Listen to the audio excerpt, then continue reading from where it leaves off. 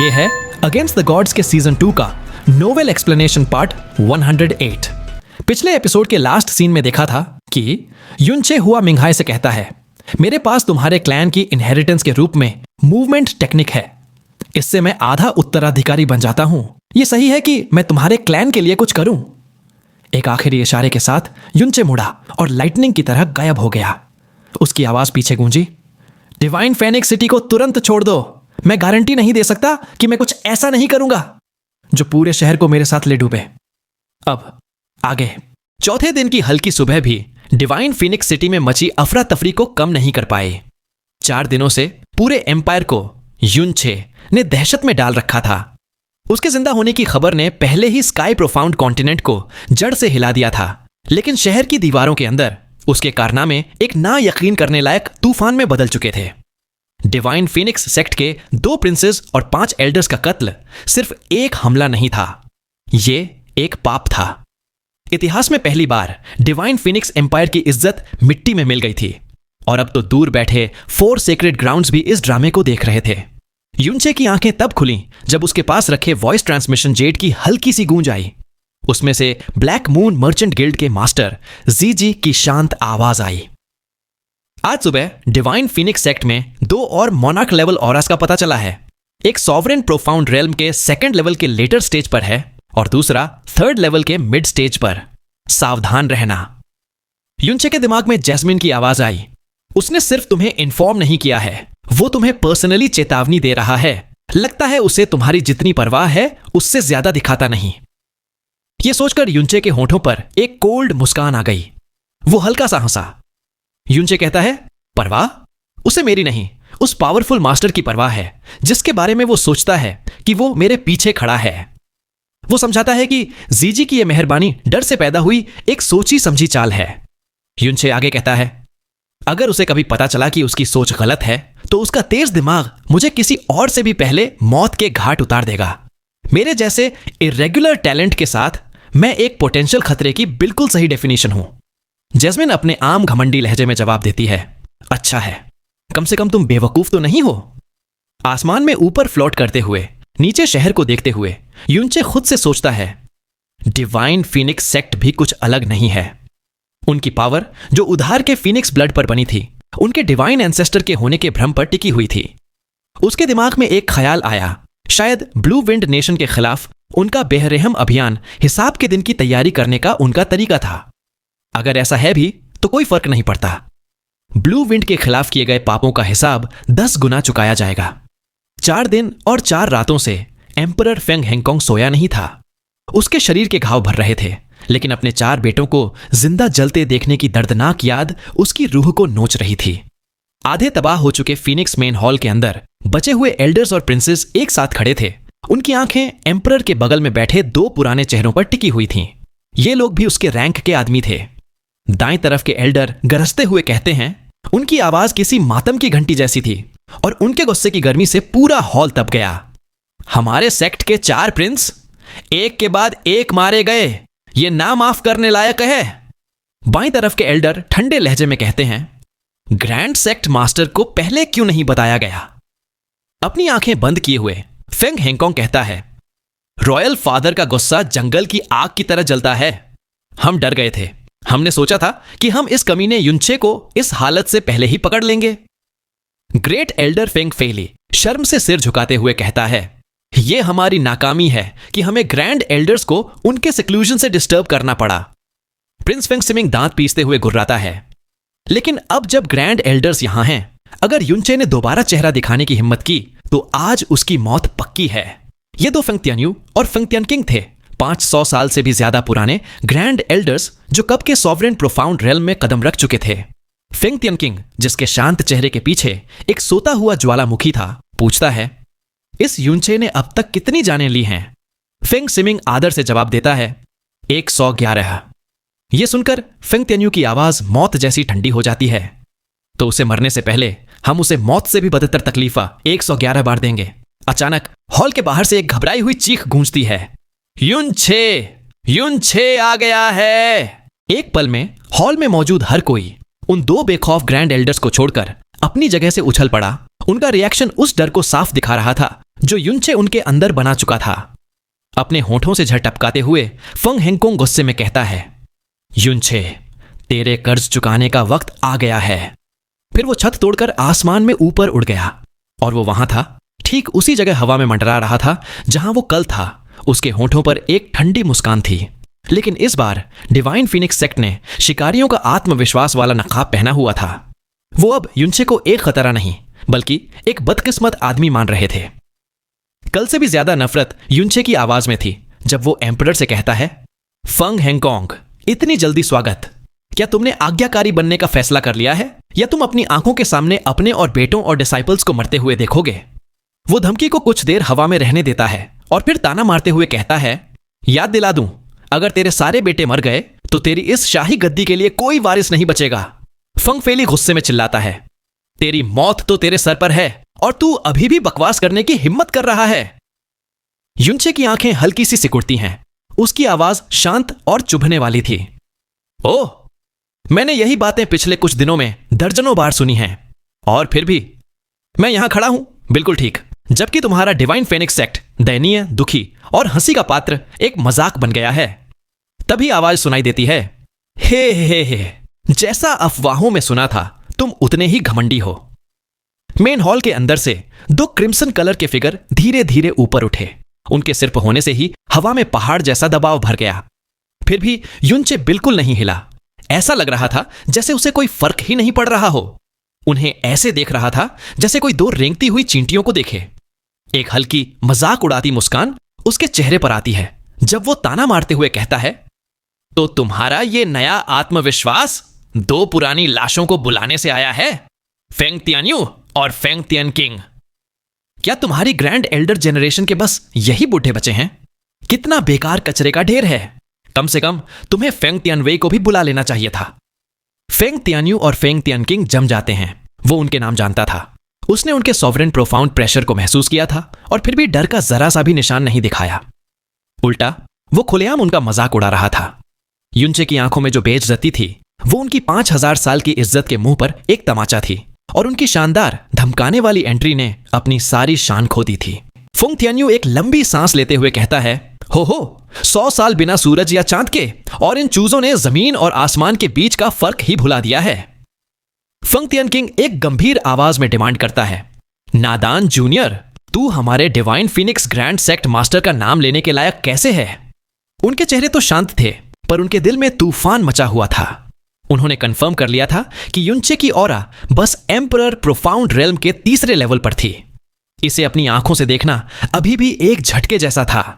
सिर्फ एक एम्परर की ताकत के साथ उसने प्रिंसेस और एल्डर्स को मार डाला था, जिस वजह से उन जैसी ग्रैंड जनरेशन को आगे आना पड़ा। ऐसा इंसान सच में एग्जिस्ट करता था। युनचे एक ठंडी मुस्कान के साथ पलटकर जवाब देता है, ओह, मैं समझ नहीं पा रहा।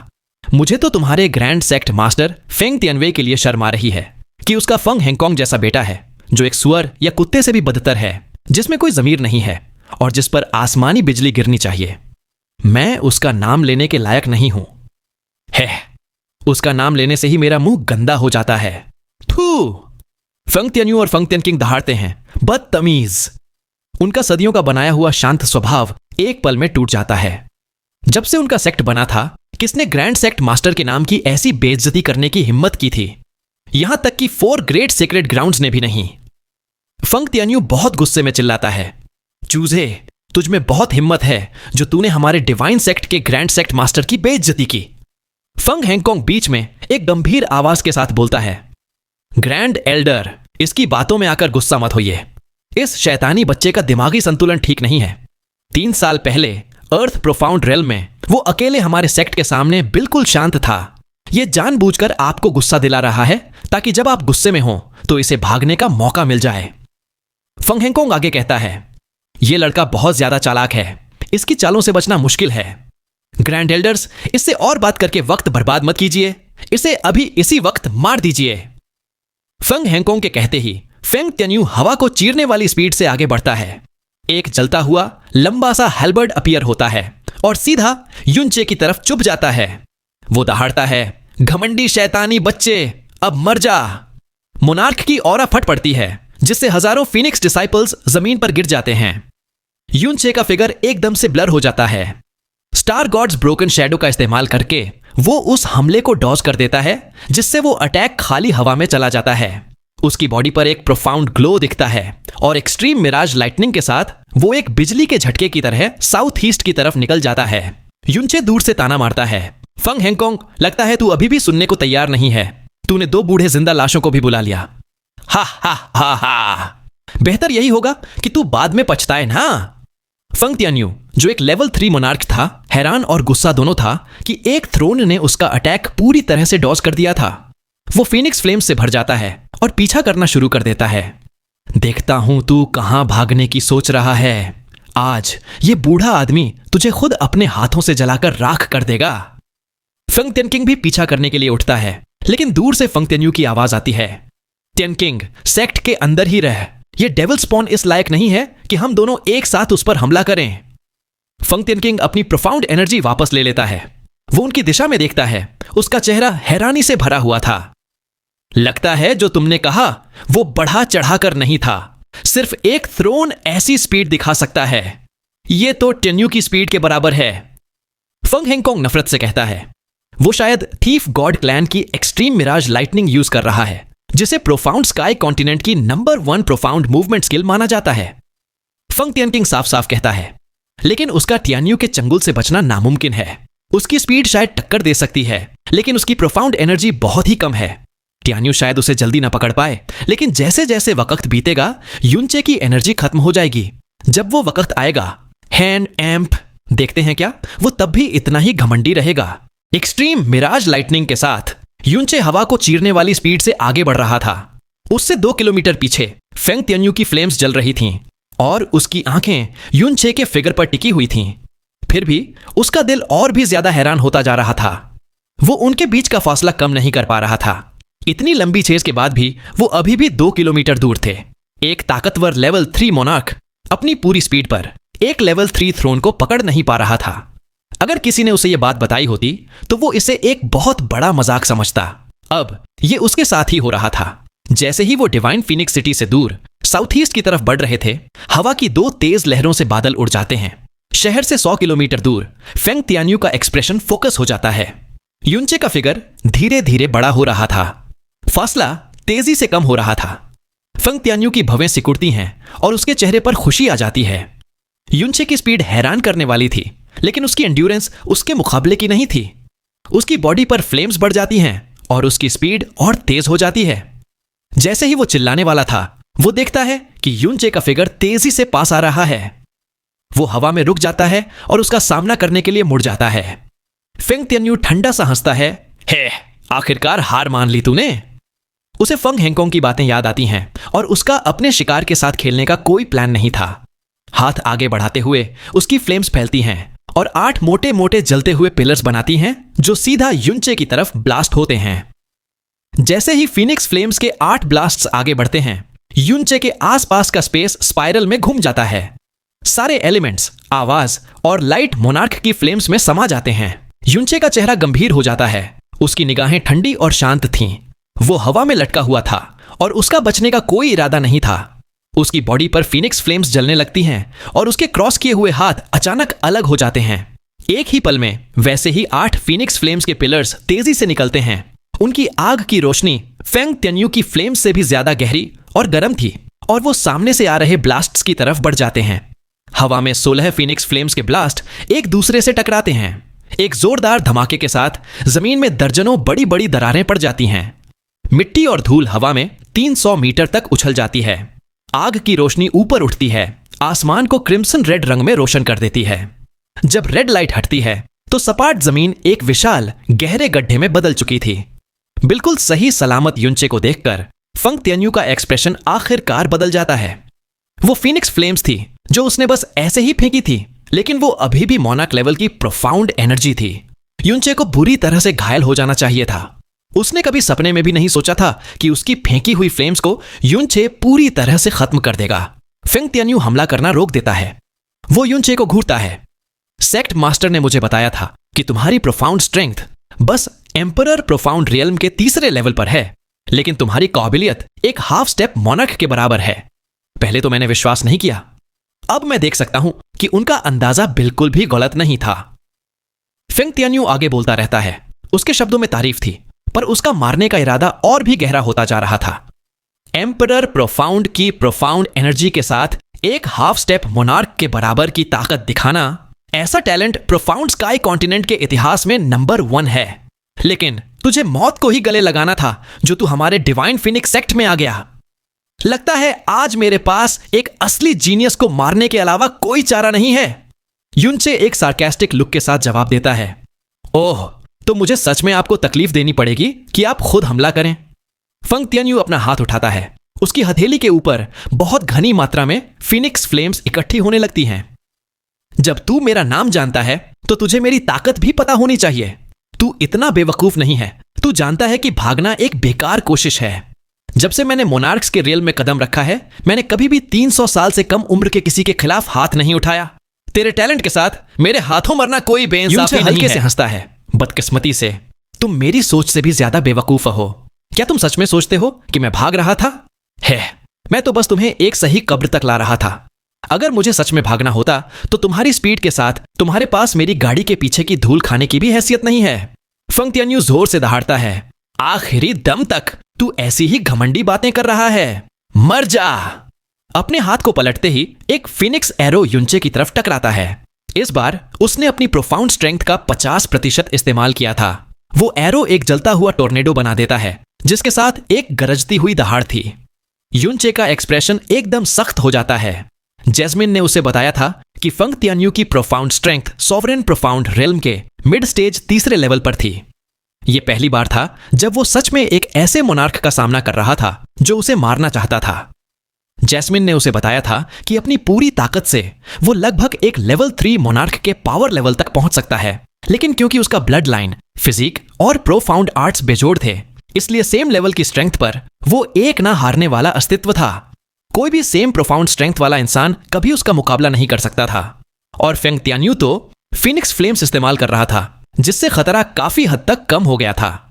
उसे पूरा यकीन था कि वो हारेगा नहीं। युनचे गुर्राता है। परगेटरी। उसका परगेटरी गेट खुल जाता है।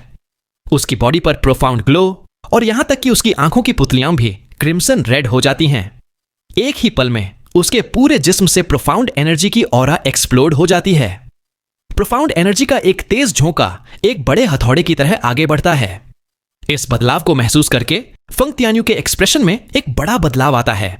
उसकी आंखों की पुतलियां सुई की नोक जितनी छोटी हो जाती हैं। क्या? क्योंकि यह एक ऐसी प्रोफाउंड ऑरा थी जिसमें उसे बिल्कुल भी कम पावर लेवल नहीं लग रहा था। युनचे अपनी पूरी ताकत के साथ आगे बढ़कर उस आते हुए फिनिक्स एरो को सीधा पकड़ लेता है। एक गुर्राहट के साथ वो उस ताकतवर फिनिक्स एरो को बेरहमी से अपनी हथेली में चकनाचूर कर देता है और बची हुई फ्लेम्स को अपने पीछे झाड़ देता है। फेंग तियान्यू की आंखों की पुतलियां बड़ी हो जाती हैं और उसके हैरान चेहरे पर डर की एक झलक दिखाई देती है। युनचे चिल्लाता है, मरने वाला तू है। वो अपनी बॉडी के अंदर फिनिक्स ब्लड को जला देता है। एक साफ फिनिक्स की इमेज उसके पीछे अपीयर होती है। इसका प्रेशर उसकी प्रोफाउंड ऑरा के साथ मिलकर हल्का सा फेंग तियान्यू को दबाने लगता है। युनचे का हाथ आगे ब्लास्ट होता है और फिनिक्स फ्लेम्स फट पड़ती हैं, पूरे स्पेस में फैल जाती हैं। दुनिया एकदम पूरे क्रिम्सन रेड रंग में रंग जाती है। अपनी पूरी विजन में फ्लेम्स को भरा हुआ देखकर फेंग तियान्यू अब लापरवाही करने की हिम्मत नहीं करता। वो अपनी प्रोफाउंड एनर्जी को 80% तक सर्कुलेट करता है, जिससे उसकी बॉडी से फ्लेम्स का एक विशाल तूफान निकलता है। वो दहाड़ता है, phoenix flames searing heaven. Boom की आवाज सुनाई देती है। कई दर्जन किलोमीटर के रेडियस में हवा जोर से बाहर निकल जाती है। फिनिक्स फ्लेम्स की दोनों बॉल आपस में टकराती हैं, जलती हैं, एक दूसरे को फाड़ती हैं और निगल जाती हैं। यह तो बस शुरुआत थी। फ्लेम्स हैरान कर देने वाली स्पीड से फैलती हैं। क्रिम्सन रेड रंग और भी गहरा होता जाता है। कई दर्जन किलोमीटर के दायरे में सारे पेड़ पौधे जलने लगते हैं और पत्थर पिघलने शुरू हो जाते हैं। फिनिक्स फ्लेम्स पर युनचे का कंट्रोल, लॉज के बारे में उसकी समझ और फायर एनर्जी पर उसका अधिकार, ये सब मिलकर फेंग तियान्यू को दबा रहे थे, भले ही वो एक मोनार्क था। युनचे की ताकत में अचानक हुई बढ़ोतरी से हैरान होने के बावजूद फेंग तियान्यू अब भी अनजाने में ये नहीं मान पा रहा था कि युनचे उससे लड़ सकता है। फिर भी इस आसनसी फ्लेम्स के ब्लास्ट के खिलाफ वो पहले ही अपनी 80% ताकत इस्तेमाल कर चुका था और उस पर प्रेशर बढ़ता जा रहा था। फंग तियान्यू दहाड़ता है, हाँ। एक विशाल फिनिक्स की इमेज उसके पीछे अपीयर होती है। जैसे ही वो अपनी प्रोफाउंड स्ट्रेंथ को 90% तक बढ़ाता है, उसकी बॉडी पर फिनिक्स फ्लेम्स फिर से फट पड़ती हैं। एक विशाल फायर व्हर्लपूल बनाती हैं, जो एक पल में युनचे की फ्लेम्स को जबरदस्ती दबा देता है। फिनिक्स फ्लेम्स ब्लास्ट होकर अलग हो जाती हैं, स्पेस को तोड़ देती हैं। फेंग तियान्यू युनचे को गहराई से देखता है, जिसे ब्लास्ट ने और दूर फेंक दिया था, लेकिन वो अभी भी शांत था।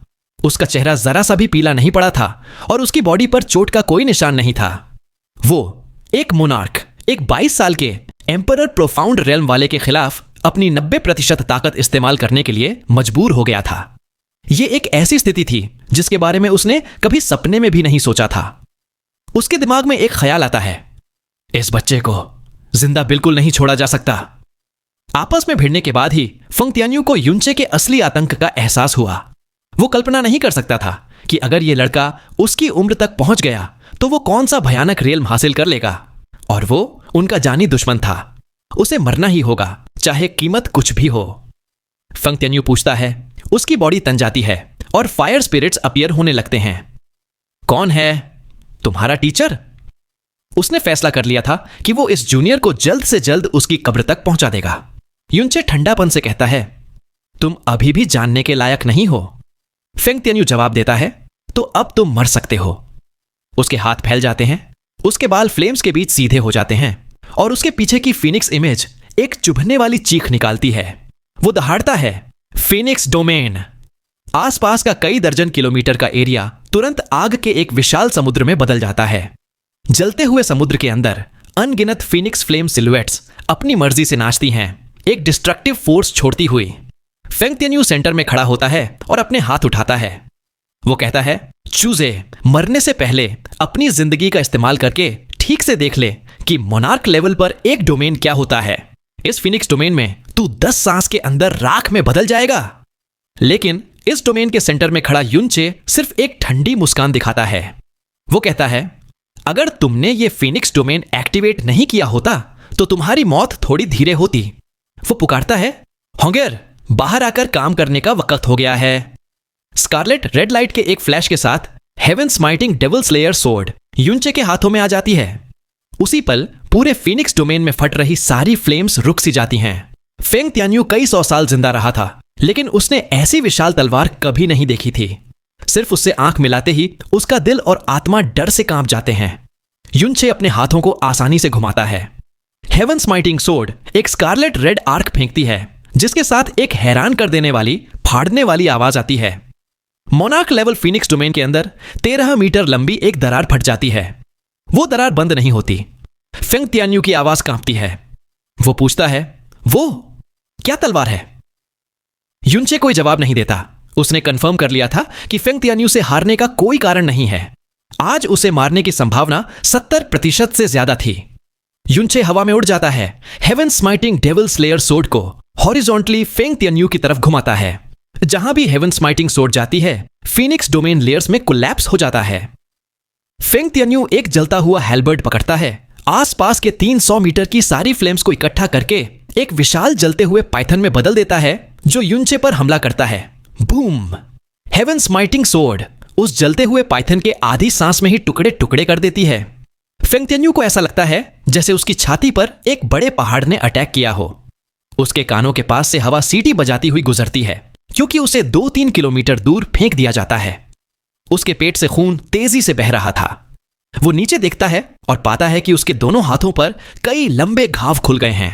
आसपास की फ्लेम्स फैल जाती हैं। टेम्परेचर तेजी से गिरता है। अपना कंट्रोल खोने पर फिनिक्स डोमेन तुरंत कोलैप्स हो जाता है। पहले उसने दावा किया था कि युनचे 10 सांस में जल जाएगा। 10 सांस के बाद उसका फिनिक्स डोमेन ही कोलैप्स हो गया था। फेंग तियान्यू हांफते हुए कहता है, नामुमकिन, ऐसा कुछ कैसे हो सकता है? उसने अपनी 100% प्रोफाउंड स्ट्रेंथ इस्तेमाल की थी, सिर्फ अपने दुश्मन से एक ही अटैक में बुरी तरह घायल होने के लिए। युनचे की आंखों से ठंडा किलिंग इंटेंट चमकता है। वो कहता है, मैं तुम्हें पहले ही बता चुका हूं, अगर तुमने अपना डोमेन इस्तेमाल नहीं किया होता तो तुम थोड़ा धीरे मर सकते थे।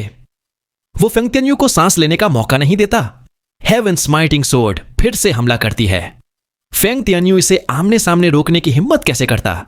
अपनी सिकुड़ती पुतलियों के साथ वो तेजी से कई दर्जन मीटर पीछे हट जाता है, लेकिन उस भारी तलवार की रेंज बहुत ज्यादा थी।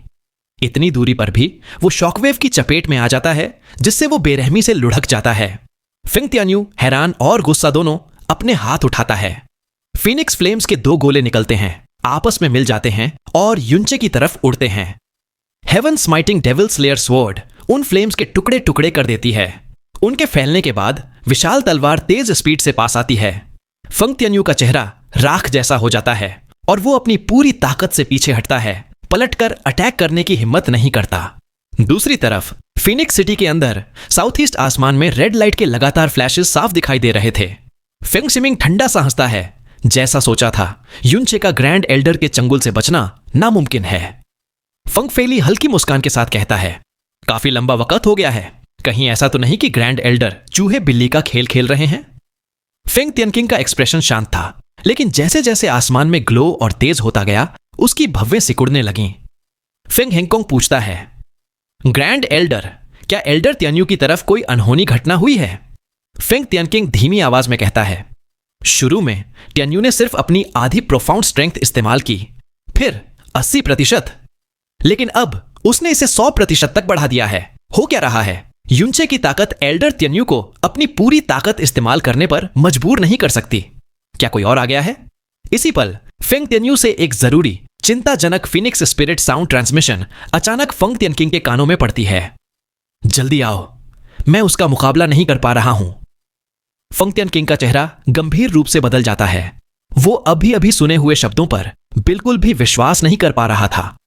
वो अपना सिर उठाता है, एक गहरी सांस लेता है और बिना समझाने का वक्त लिए हवा में उठ जाता है और अपनी सबसे तेज स्पीड से सीधा उस तरफ बढ़ जाता है। अपनी हेवन स्माइटिंग सोर्ड और स्टार गॉड्स ब्रोकन शैडो के साथ युनचे ने अपने दुश्मन को एक ऐसी हार की तरफ धकेल दिया था। एक बार उसने फिंग तियन्यू को दबा दिया तो पलटवार करना नामुमकिन था। युनचे के तूफान जैसे हमलों के नीचे फिंग तियन्यू सिर्फ बुरी तरह से बचाव कर सकता था और पीछे हट सकता था। पलक झपकते ही कई दर्जन किलोमीटर पीछे धकेल दिया गया। पलटकर हमला करना या सांस लेना भी एक बहुत बड़ी ख्वाहिश बन गई थी। बेशक फिंग तियन्यू की प्रोफाउंड एनर्जी बहुत थी, लेकिन दर्जनों हमलों के बाद उसके जिस्म में एनर्जी और खून उबलने लगा था। इसी पल नॉर्थ वेस्ट से हवा की एक तेज लहर आई। फीनिक्स फ्लेम्स का एक विशाल गोला युनचे की तरफ ब्लास्ट हुआ। युनचे तलवार चलाता है, फिंग तियन्यू से दूरी बनाता है, फिर दोबारा घुमाकर आने वाली फीनिक्स फ्लेम्स को डिफ्लेक्ट कर देता है। जमीन से टकराते ही वो फ्लेम्स आसमान को छूने वाले पिलर्स में फट जाती है। उस आग की रोशनी में फिंग तियन्यू के पास एक और इंसान खड़ा था। ये फिंग तियनकिंग था जो दौड़कर वहां आया था। उसका चेहरा भयावह था जब उसने युनचे की बॉडी से निकलने वाली दिल दहला देने वाली ऑरा को महसूस किया और उसका दिल हैरानी से भर गया। फिंग तियन्यू, जिसके हाथों से खून बह रहा था, गंभीरता से कहता है, तियनकिंग, ये लड़का एक मॉन्स्टर है, हमारी सोच से कहीं ज्यादा ताकतवर। हमें एक साथ अपनी पूरी ताकत लगानी होगी। अगर ये नहीं मरा तो हमारा डिवाइन सेक्ट कभी शांति से नहीं रह पाएगा। फिंग तियनकिंग एक गहरी सांस लेता है और कहता है, इसे जिंदा पकड़ने की अब कोई जरूरत नहीं है। सीधा जानलेवा अटैक करो, इसे सांस लेने का कोई मौका मत दो। हमला करो। फिंग तियनकिंग आधा कदम आगे बढ़ाता है। फीनिक्स फ्लेम्स उसके चारों तरफ फैल जाती हैं और उसके हाथों में एक जलता हुआ भारी ब्लेड आ जाता है। फिंग तियन्यू उसके पीछे आता है। उनकी फ्लेम्स आपस में मिल जाती हैं और आसमान में एक क्रिम्सन रेड सूरज बना देती हैं। जैस्मिन एक गंभीर आवाज में चेतावनी देती है, इन दोनों के एक साथ काम करने से यह लड़ाई जितनी लंबी खिंचेगी उतना ही नुकसान होगा। लड़ाई को जल्दी खत्म करो। युनचे जवाब देता है, मैं जानता हूं। वो heaven smiting devil slayer sword को कस के पकड़ता है। 2 फीनिक्स मोनार्क्स का सामना करते हुए वो फैल करता है और अपनी तलवार आगे दे मारता है। वो दहाड़ता है, डिस्ट्रॉइंग स्काई, डेसिमेटिंग अर्थ। उसी वक्त फिंग तियनकिंग और फिंग तियन्यू अपनी फ्लेम्स को युनचे की तरफ दे मारते हैं। वो दहाड़ते हैं, phoenix fire burning heaven. 3 monarch level powers टकराती हैं। एक पल के लिए सारी आवाज गायब हो जाती है। उठती हुई फ्लेम्स आसपास के कई दर्जन किलोमीटर को निगल लेती हैं। अंदर की हर चीज को राख बना देती हैं। स्पेस बुरी तरह से कोलैप्स हो जाता है। उस आग की रोशनी के नीचे फिंग तियन्यू और फिंग तियनकिंग दूर जा गिरते हैं। वो एक दूसरे को सहारा देते हैं और तभी रुकते हैं जब उनकी ऊर्जा खत्म हो जाती है। फिंग तियनकिंग के होंठों से खून की एक धार बहती है। फिंग तियन्यू की छाती बुरी तरह से जख्मी थी उसके हाथों की हड्डियां दिख रही थीं। फंग तियानकिंग के हाथों में जलता हुआ भारी ब्लेड टूट जाता है। फंग तियानकिंग एक लंबी सांस लेता है और गंभीरता से कहता है, भूल जाओ, मेरे हाथ इस हद तक जख्मी हो गए हैं कि ठीक होने में 10 साल भी कम पड़ेंगे। तियान्यू, तुम्हारे घाव कैसे हैं? फंग तियान्यू, जिसकी निगाहें आग पर टिकी हुई थीं, एक बैठी हुई आवाज में कहता है, उस हमले के लिए हम दोनों ने अपनी पूरी ताकत इस्तेमाल की। भले ही हमें चोट लगी है, लेकिन वो डेविल स्पॉन अब तक राख हो चुका होगा। फंग तियानकिंग धीरे से सिर हिलाता है। भले ही उसकी काबिलियत अजीब तरह से स्ट्रांग है, उसके पास बस एक एम्परर प्रोफाउंड फिजिक है। उसके बचने का कोई कारण हो ही नहीं सकता। बूम बूम बूम, बहुत ज्यादा दबाव वाले धमाके गूंजते हैं। उनके सामने अनंत फीनिक्स फ्लेम्स जोर से फटकर अलग हो जाती हैं। युनचे अपनी heaven smiting devil slayer sword के साथ उन पर हवा की एक भयावह लहर से हमला करता है, जरा सा भी कमजोर हुए बिना। क्या? फंग तियान्यू और फंग तियानकिंग हाँफते हैं। उनकी आंखें बड़ी हो जाती हैं। अपनी जिंदगी में पहली बार उन्हें असली डर का एहसास होता है। युनचे की निगाहें एक तेज धार की तरह ठंडी थीं। उन्हें उसकी बॉडी पर कोई घाव नहीं दिख रहा था। अपने एक्सट्रीम शॉक के बीच उनके जिस्म अनजाने में ही रिएक्ट करते हैं। एक लेफ्ट भागता है, दूसरा राइट, बहुत तेज स्पीड से। जब युनचे इस लड़ाई को जल्दी खत्म करना चाहता था तो वो उन्हें भागने कैसे दे सकता था? वो पीछा नहीं करता। उसकी आंखों की पुतलियों में एक बढ़ती हुई रोशनी चमकती है और उसके सिर के ऊपर एक विशाल एज्योर ड्रैगन की इमेज अपीयर होती है। वो दहाड़ता है, dragon soul domain. Primordial azure dragon से स्पिरिचुअल प्रेशर नीचे उतरता है, उनकी आत्माओं को घेर लेता है। पहले से ही शॉक में वो डर के एक गहरे गड्ढे में डूब जाते हैं। उनके जिस्म ढीले पड़ जाते हैं और वो जमीन पर गिर जाते हैं। उनकी प्रोटेक्टिव प्रोफाउंड एनर्जी समुद्र की लहरों की तरह फैल जाती है। हेवन स्माइटिंग डेविल सोर्ड आसानी से फंग तियान्यू को उसकी पीठ से पार कर देती है। उठती हुई ऊर्जा तुरंत उसके मेरिडियंस, प्रोफाउंड वेन्स और ऑर्गन्स के टुकड़े टुकड़े कर देती है। अपनी आखिरी इच्छा शक्ति के साथ फंग तियान्यू अपना सिर घुमाता है। वो कराता है, तुम, मौन, स्टर। कहीं के उसका सिर झुक जाता है और कोई आवाज नहीं आती। युनचे एक ठंडी हंसी हंसता है। वो कहता है, तुम्हारी तारीफ के लिए शुक्रिया। अपनी तलवार घुमाकर वो फंग तियान्यू की लाश को फिनिक्स फ्लेम्स के समुद्र में फेंक देता है, जहां वो पलक झपकते ही राख हो जाती है। युनचे ठंडापन से मुड़ता है और फंग तियानकिंग को देखता है, जो जमीन पर बेबस बैठा था। उसकी स्पिरिट पूरी तरह से टूट चुकी थी। उसकी आंखें खोखली थीं। फंग तियानकिंग के होंठ कांपते हैं। वो पूछता है, तुम आखिर कौन हो तुम? युनचे ठंडापन से कहता है, मैं युनचे हूं, Prince consort of the blue wind imperial family और ब्लू विंड नेशन का एक नागरिक जिसे तुमने नरक में रौंद डाला था। अब समझे? फंग तियानकिंग बड़बड़ाता है, क्या ये ऊपर वाले की मर्जी है? युनचे एक ठंडी सांस छोड़ता है। वो कहता है, ऊपर वाले की मर्जी? ये वो सज्जा है जिसके तुम्हारा डिवाइन फीनिक्स सेक्ट लायक है, और ये सज्जा अभी तो बस शुरू हुई है। फंग तियानकिंग बेबसी से हंसता है। भले ही मैं तुम्हें मारने में नाकाम रहा, हमारे डिवाइन फीनिक्स सेक्ट की नींव ऐसी चीज नहीं है जिसे तुम हिला सको। हम दोनों के मरने के बाद तुम भी आज के बाद जिंदा नहीं बचोगे। एक हल्की सी फटने की आवाज गूंजती है। फंग तियानकिंग का जिस्म हिलता है और उसके सातों छेदों से खून निकलने लगता है। वो गिर जाता है। उसने अपने प्रोफाउंड मेरिडियंस को खुद ही नष्ट करके आत्महत्या कर ली थी। युनचे अपना सिर घुमा लेता है और अपनी तलवार अंदर रख लेता है। वो एक हल्की ठंडी हंसी हंसता है। मैं उसे हिला सकता हूं या नहीं, यह फैसला तुम नहीं कर सकते। जब उसकी आवाज खत्म होती है, वो पहले ही हवा में उठ चुका था और सीधा डिवाइन फीनिक्स सिटी की तरफ बढ़ रहा था। दूसरी तरफ फंग हेंगकोंग का जिस्म अचानक ऐसे हिलता है जैसे उस पर आसमानी बिजली गिरी हो। उसका जिस्म डगमगाता है, लड़खड़ाता है और फिर पीछे गिर जाता है। आसपास के एल्डर्स और प्रिंसेस चिल्लाते हैं, सेक्ट मास्टर, और उसे घबराहट में पकड़ लेते हैं। फंग हेंगकोंग के होंठ कांपते हैं। उसकी आंखों की पुतलियां डर और हैरानी से फैल जाती हैं। वो फुसफुसाता है, एल्डर तियान्यू मर गए। 4 ग्रेट सेक्रेड ग्राउंड्स के अलावा प्रोफाउंड स्काई 7 नेशंस में डिवाइन फीनिक्स सेक्ट ही एक ऐसी पावर थी जिसके पास मोनार्क्स थे। एक मोनार्क का गिरना उंगली खोने जैसा नहीं था, ये एक हाथ कटने जैसा था जो सेक्ट की नींव के एक पत्थर को ही तोड़ देता है। फंग हेंगकोंग के शब्द सभी फीनिक्स क्लैंसमैन के लिए आसमान से गिरी बिजली की तरह थे। फीनिक्स एल्डर्स की भीड़ के चेहरे हैरानी में बदल गए। उन्हें अपने ही सेक्ट मास्टर के शब्दों पर विश्वास नहीं हो रहा था। एक हकलाते हुए कहता है, नामुमकिन, आखिरकार एल्डर तियान्यू एक मोनार्क हैं, इस दुनिया के सबसे ताकतवर जीव, वो कैसे मर सकते हैं? नामुमकिन। एक और सवाल करता है, क्या युनचे? नहीं, नामुमकिन। एल्डर तियान्यू की ताकत के साथ वो युनचे से कैसे हार सकते हैं? सेक्ट मास्टर, जरूर कोई गलतफहमी हुई है। Teeyan king, grand Elder Teeyan king का क्या हुआ? एक तीसरा घबराहट में पूछता है। एक फीनिक्स मोनार्क का गिरना, 4 प्रिंसेस और 5 एल्डर्स की मौत से कई गुना ज्यादा भारी नुकसान था। फंग हेंगकोंग का चेहरा मौत जैसा सफेद था। उसकी आत्मा को सुकून मिलता उससे पहले ही एक और सोल इम्प्रिंट के टूटने की आवाज उसके दिमाग में गूंजी, जिससे उसकी आंखों की पुतलियां एक बार फिर फैल गईं। फंग हेंगकोंग धीरे से कहता है, उसका जिस्म बेबस और आंखें खोखली थीं। एल्डर तियन किंग भी मर गए हैं। एक और आसमानी बिजली हर किसी की आत्मा पर गिरी, जिससे उनके सामने की दुनिया घूमने लगी। फंग फेली कांपती हुई आवाज में कहता है, आखिर ये कौन है? फंग शिमिंग गुर्राता है, ये युनचे तो बिल्कुल नहीं हो सकता।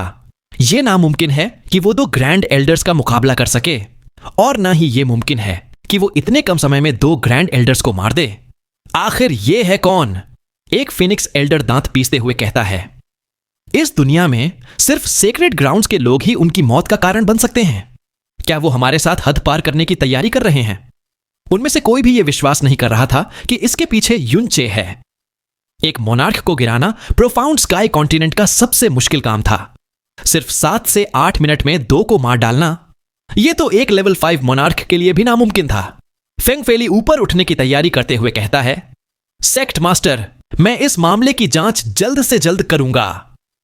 फंग हेंगकोंग की गहरी आवाज उसे रोक लेती है। वो कहता है, जब एल्डर तियान्यू और एल्डर तियन किंग एक साथ अपनी जान गंवा बैठे, तो क्या तुम खुद को मरने के लिए भेज रहे हो? वो आखिरकार खड़ा हुआ। उसका चेहरा बेहद पीला था। घटनाएं उसके अनुमानों से कहीं आगे निकल चुकी थीं। सिर्फ 4 दिन में युनचे ने फिनिक्स गॉड स्कल्पचर को तोड़ दिया था, उसके 4 बेटों, 5 एल्डर्स और अब सॉवरेन प्रोफाउंड रेल्म के 2 ग्रैंड एल्डर्स को मार दिया था। उसने सच में डिवाइन फिनिक्स सेक्ट की नींव हिला दी थी। उसे एहसास होने लगा था कि उसने जिससे पंगा लिया है वो कोई छोटा मोटा आदमी नहीं, बल्कि एक असली शैतान था। फेंग हेंगकोंग अपने आप में बड़बड़ाता है, मिंगर। फंग शिमिंग जल्दी से आगे बढ़ता है। वो कहता है, जी फादर, हुक्म दीजिए। वीडियो को लाइक और हाइप करके, चैनल को सब्सक्राइब करके हमारी छोटी सी फैमिली का हिस्सा बन जाइए। साथ ही जिनसे कल तक का इंतजार नहीं हो रहा, वो मेंबरशिप लेकर कल का वीडियो आज ही देख पाएंगे।